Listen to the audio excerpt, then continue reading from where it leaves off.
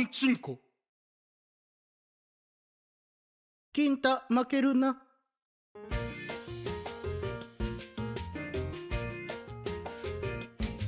チンポ 10-gallon wiener. Yo, what's going on, my friends? This episode of Dandadan this week was wild. This was episode number 22 of Dandadan, and it was just crazy. So this was the introduction of a new character, 𝐜𝐴 And as you guys know, I had a lot of feelings going into introducing another character, but what they did in this episode was really special, and that thing that was really special is that it was effing hilarious. From the 10-gallon testicle to the stalking of 𝐒𝐻𝐻 to trying to taunt him with a Gundam character to trying to figure out how he does spicy talk to witnessing 𝐒𝐻𝐻 and Ayase's first kiss to following them in a random apartment complex, to using his geeky knowledge to get the ghostly figure that ends up being a kaiju, that the kaiju ends up being a Godzilla thing that transforms, to actually being useful, to just making weird noises as Ayase is kicking him and just enjoying a woman's touch. Like, it is. Then there was like 15, I think, other instances where I was just laughing and laughing and laughing and laughing.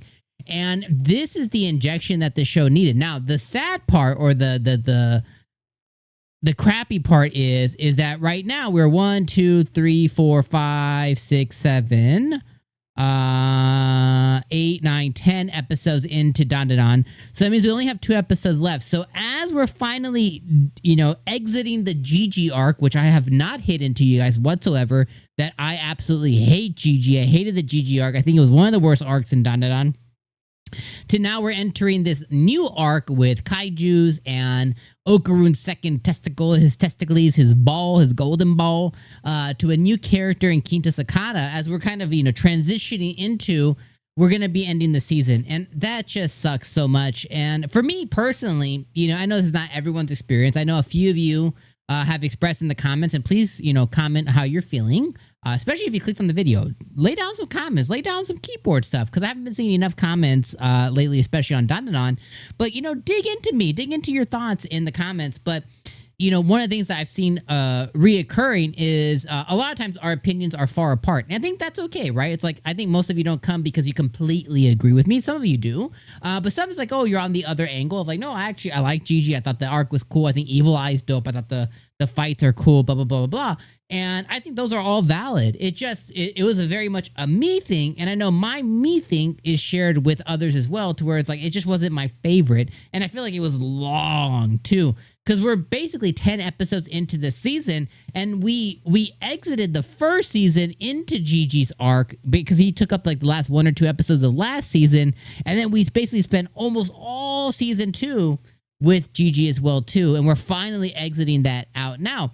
And through that, they introduced one of the best characters in the show in Aira. Didn't use her that much. She got a little bit of FaceTime this season with the 𝐒𝐻𝐻 and the pianist, the one fight and stuff, but then we exited her again.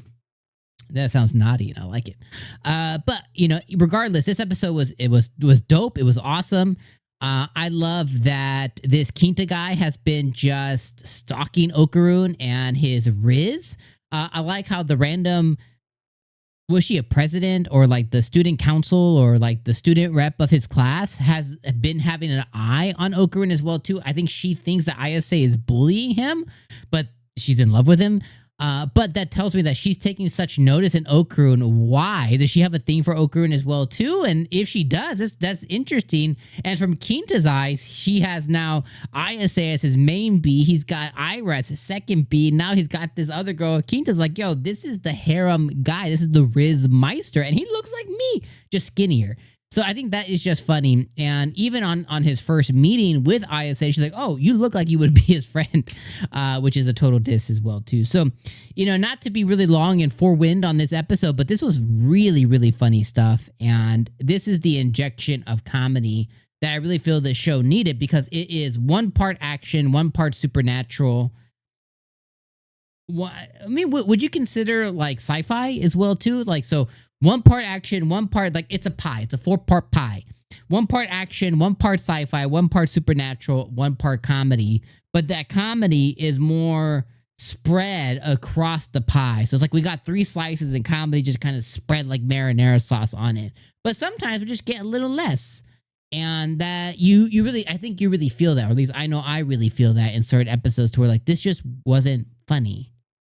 So I'm really happy to see that that was not the case here. So yeah, fantastic episode of Dandadan. No need to make a 12-minute video for this one. This was awesome. I think this was personally, I gotta let you guys know, I think this was a 10 out of 10.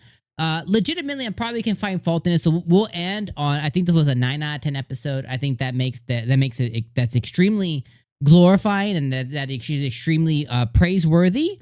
But yeah, easy 9 out of 10 all day, easy buckets for this one. This one was just a really dope episode and a really fun interaction or fun introduction of a brand new character. So yeah, Dandadan crushed this episode. I hope you guys feel the same way. And if you don't, please let me know in the comments. And of course, hit like before you guys leave. And I'll see you guys next week for episode number 11. All right, my friends. Peace out.